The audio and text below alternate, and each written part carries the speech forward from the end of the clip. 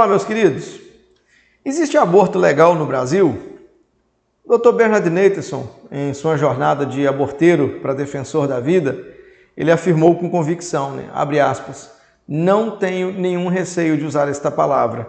O aborto é um crime, fecha aspas.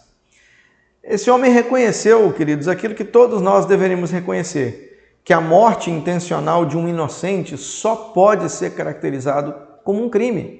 O aborto é um crime não só pela lei natural, mas também conforme previsto no Código Penal brasileiro desde 1940, nos artigos 124 ao 128. Esses artigos, eles tipificam diferentes crimes relacionados ao aborto, distinguindo aí as situações de acordo com a autoria, o consentimento da gestante e também as consequências do ato de abortar. A principal proteção, o bem jurídico desses artigos é a vida intrauterina. Secundariamente, protege também a vida, a liberdade e a integridade física da gestante. Assim, queridos, os atos descritos nesses artigos, eles atentam contra a vida de um ser humano indefeso e em formação, além de violar a liberdade da gestante e ferir também os direitos humanos.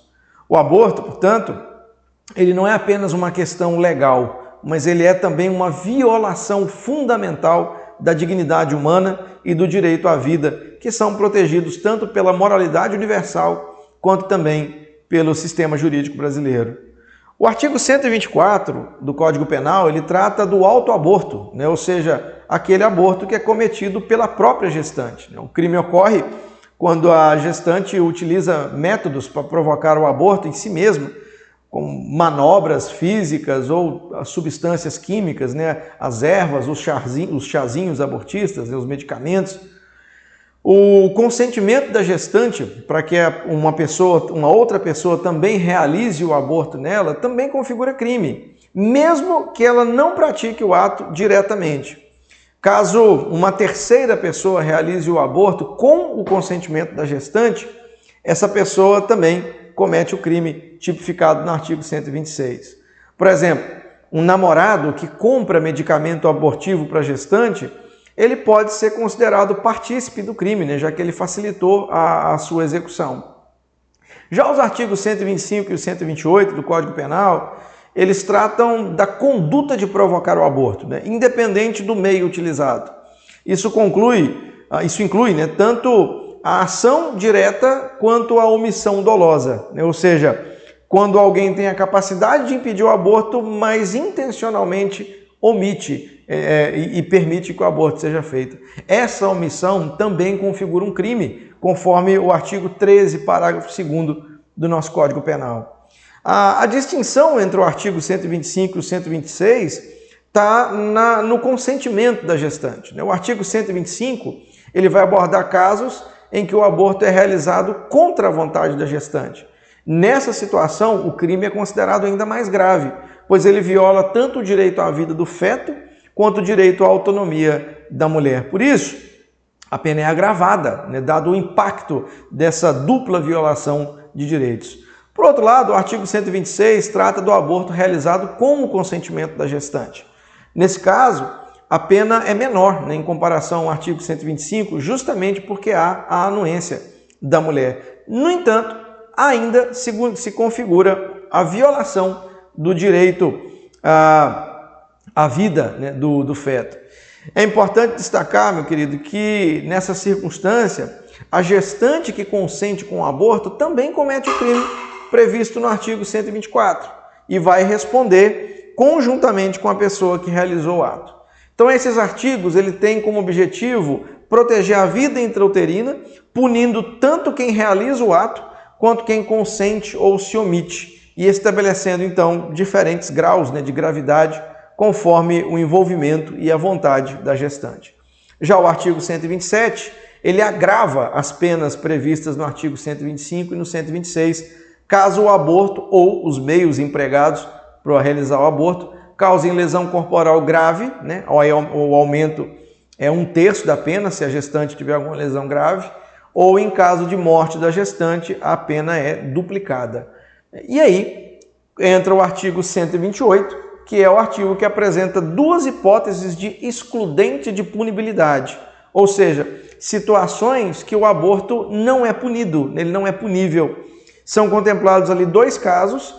Em ambos os casos, o procedimento tem que ser realizado por um médico, não pode ser qualquer um, né? E a primeira hipótese é quando não houver outro meio de salvar a vida da gestante. Em um estado, né, de iminente necessidade, a vida da mãe ela deve ser protegida, sem que seja necessário exigir o consentimento para a escolha. Duas questões aí precisam ser levantadas. Primeiro, isso é extremamente raro, né? Não acontece hoje, a nossa medicina consegue se livrar muito bem dessa situação, mas ainda que acontecesse, eu creio que esse caso nem pode ser considerado um aborto, porque o alvo aqui não é matar a criança, mas salvar a mãe, né? As técnicas utilizadas para salvar a mãe acabaram levando ao óbito do bebê. Isso é o que nós chamamos de ação de duplo efeito, né? O alvo não era a morte da criança, o alvo era salvar ambos, mas aconteceu a morte da criança. Nesse caso, eu creio que nem pode ser considerado aborto. Mas o segundo caso, ele se refere à gravidez resultante de estupro, né? Sendo necessário o consentimento da gestante ou do seu representante legal, caso ela seja incapaz. Contudo, nem a gestante, nem o médico, eles são obrigados por lei a realizar o aborto nessa circunstância, na circunstância de estupro. Né? Em situações de objeção de consciência, objeção religiosa, ambos, né, tanto o médico quanto a gestante, têm o direito de optar por continuar e não realizar o procedimento. Se o aborto for realizado com consentimento de uma gestante menor de 14 anos ou mentalmente incapaz de consentir, ou se esse consenso foi obtido mediante a fraude ou uma grave ameaça ou violência, o consenso se torna nulo e o crime vai ser configurado o crime do artigo 125. Então, querido, nota que além desses dois, né, o STF decidiu que também o aborto de fetos anencefálicos também entrariam como excludente, né, de ilicitude. Isso não tem previsão legal nenhuma, foi simplesmente uma decisão na DPF 56, se não me engano. Não há, isso foi definitivamente uma invasão de competência por parte do Judiciário. Mas o que eu quero destacar aqui é que o artigo 128 ele não legaliza o aborto. Ele apenas exclui a punição em situações específicas, mantendo o ato como um crime. Ou seja, o artigo 128 definitivamente não torna o aborto legal, torna o aborto não punido. É interessante, por exemplo, essa narrativa de falar aborto legal, nessa falácia do aborto legal, porque o parágrafo 2º do artigo 156 do Código Penal, ele versa também sobre o furto não punido. Mas você não vê por aí pessoas advogando, né, usando esse artigo para defender o furto legal. Ora, se o artigo 128 ele torna o aborto não punido e as pessoas chamam isso de aborto legal, então quer dizer que o parágrafo 2º do artigo 156 tornou o furto legal? É lógico que não. Ambos os casos são situações em que o furto não é punido, mas isso não legaliza, né, o ato. Portanto, o nosso Código Penal tutela a vida desde a concepção e protege ela contra a morte. O Código Civil, que rege as nossas leis, as nossas relações pessoais, ela reforça também essa proteção ao estabelecer lá no seu artigo 2º os direitos do nascituro. Ele diz assim, abre aspas, Código Civil, artigo 2º, a personalidade civil das pessoas começa do nascimento com vida, mas a lei põe a salvo, desde a concepção, os direitos do nascituro, fecha aspas. Então, veja que o espírito das nossas legislações penal e civil estão em plena consonância com a nossa Constituição, que lá no seu artigo 5º assegura a inviolabilidade do direito à vida. Portanto, o que existe no Brasil é aborto não punido. Não existe aborto legal no Brasil.